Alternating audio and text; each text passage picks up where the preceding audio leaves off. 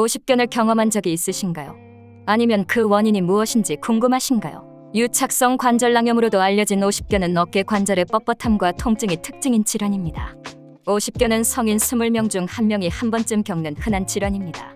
이 질환은 일상 활동을 제한하고 간단한 작업도 어렵게 만들 수 있습니다. 하지만 아는 것이 힘이니 두려워하지 마세요. 오십견의 원인을 이해하면 예방과 치료에 도움이 될 수 있습니다.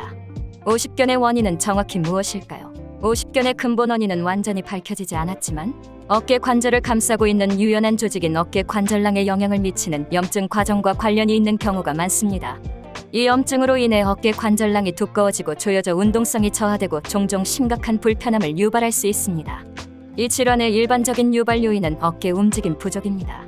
이는 부상이나 수술 후 장기간의 고정으로 인한 것일 수 있습니다.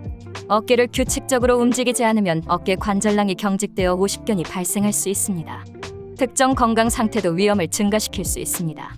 예를 들어 당뇨병이 있는 사람은 오십견에 걸리기 쉽습니다. 마찬가지로 심장질환이 있는 사람도 오십견에 걸릴 위험이 높아질 수 있습니다. 나이와 성별도 중요한 역할을 합니다. 오십견은 40세에서 60세 사이의 사람들에게 가장 흔하게 발생하며 남성보다 여성에게 더 많이 발생합니다. 오십견은 보통 수개월에 걸쳐 서서히 진행된다는 점도 주목할 필요가 있습니다. 오십견은 가벼운 불편감으로 시작하여 점차 심한 통증과 뻣뻣함으로 심해져 일상적인 활동에 상당한 지장을 초래할 수 있습니다. 이러한 요인들이 오십견을 유발할 수 있지만 좋은 소식은 오십견을 치료하고 관리할 수 있는 방법이 있다는 것입니다. 오십견에 걸렸다고 해도 걱정하지 마세요. 여러 가지 치료 옵션이 있으니까요. 무엇보다도 물리치료는 오십견의 가장 기본적인 치료법입니다. 물리치료에는 운동 범위를 회복하기 위해 고안된 일련의 운동이 포함됩니다. 예를 들어 가벼운 스트레칭 운동부터 시작하여 어깨가 개선되면 점차 근력 강화 운동으로 넘어갈 수 있습니다. 단기간에 해결되는 문제는 아니지만 꾸준히 인내심을 갖고 노력하면 시간이 지남에 따라 상당한 개선 효과를 볼 수 있습니다. 물리치료 외에도 의료진은 통증과 염증을 관리하는데 도움이 되는 특정 약물을 추천할 수 있습니다. 비스테로이드성 항염증제 또는 NSAID가 일반적으로 사용됩니다. 경우에 따라 일시적인 통증 완화를 위해 코르티코스테로이드, 항염증제 주사를 고려할 수도 있습니다.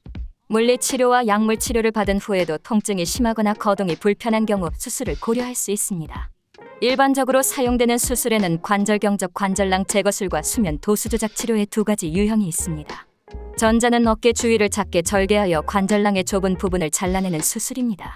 후자는 마취 상태에서 의사가 어깨 관절을 다른 방향으로 움직여 유착을 끊어내는 것입니다. 그러나 수술은 일반적으로 최후의 수단이며 다른 모든 치료 옵션을 시도한 경우에만 고려됩니다. 또한 수술 후에도 어깨의 운동성 개선을 유지하기 위해 물리치료를 계속해야 할 가능성이 높다는 점도 알아두세요. 오십견 치료의 핵심은 빠른 조치입니다. 치료를 빨리 시작할수록 운동성을 회복하고 통증을 줄일 수 있는 확률이 높아집니다. 따라서 오십견이 의심된다면 주저하지 말고 의료 전문가에게 문의하세요. 전문의는 적절한 진단을 내리고 적절한 치료 계획을 안내해 줄 수 있습니다. 오십견에 대한 경험은 사람마다 다르며 한 사람에게 가장 효과적인 방법이 다른 사람에게는 최선의 방법이 아닐 수도 있다는 점을 기억하세요. 의료진과 솔직하게 소통하고 증상에 대해 논의하고 치료 옵션에 대해 질문하는 것이 중요합니다.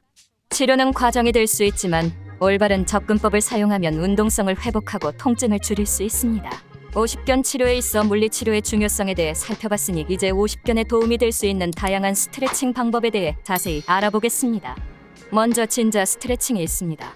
이 스트레칭은 일어서서 팔을 약간 앞으로 숙여 아픈 팔을 아래로 늘어뜨리는 동작입니다.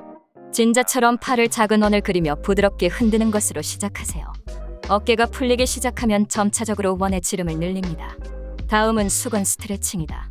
이를 위해 수건의 한쪽 끝을 등 뒤로 잡고 다른 손으로 다른 쪽 끝을 잡습니다. 이제 좋은 팔로 수건을 위로 부드럽게 당겨서 아픈 팔이 늘어나고 들어 올려지도록 합니다. 다음은 크로스 바디 리치입니다. 이 동작은 다른 팔의 도움으로 아픈 팔을 몸 전체로 당겨서 수행합니다. 이 스트레칭은 어깨 뒤쪽을 대상으로 하며 최대 20초간 유지해야 합니다. 마지막으로 겨드랑이 스트레칭이 있습니다. 이 스트레칭은 가슴 높이 정도의 선반이나 표면을 사용하여 수행합니다. 아픈 팔을 선반 위에 올려놓고 무릎을 살짝 구부리면 겨드랑이를 펴고 열 수 있습니다. 이러한 스트레칭 운동이 통증을 유발하거나 증가시키지 않아야 한다는 점을 기억하세요. 통증이 느껴진다면 너무 세게 밀고 있는 것입니다. 운동요법을 시작하기 전에 항상 의료 전문가와 상담하세요. 이 운동은 어깨의 유연성을 개선하고 통증을 줄이는 데 도움이 되지만 전문적인 의학적 조언을 대신할 수는 없습니다. 50견에 대해 배운 내용을 정리해 보겠습니다. 종종 뻣뻣함과 통증을 동반하는 이 질환은 다양한 요인으로 인해 발생할 수 있습니다. 호르몬 변화, 면역 체계 반응 또는 최근의 부상이나 수술로 인한 운동 부족이 원인일 수 있습니다. 이러한 원인을 이해하는 것이 효과적인 관리를 위한 첫 번째 단계입니다. 이제 치료에 대해 이야기해 보겠습니다. 스트레칭 운동은 회복 과정에서 매우 중요한 부분입니다. 스트레칭은 유연성을 회복하고 시간이 지남에 따라 통증을 줄이는 데 도움이 됩니다. 어깨를 부드럽게 그리고 점진적으로 다시 움직이도록 유도하는 것과 같습니다. 경우에 따라서는 의학적 치료가 필요할 수도 있습니다. 항상 의료 전문가와 상의하여 자신의 상황에 맞는 최선의 조치를 결정하세요. 지금까지 50견과 그 원인, 치료 옵션에 대해 간략하게 알아보았습니다. 50견 증상이 나타나면 반드시 의사의 도움을 받으시기 바랍니다. 시청해주셔서 감사드리며 건강을 유지하세요.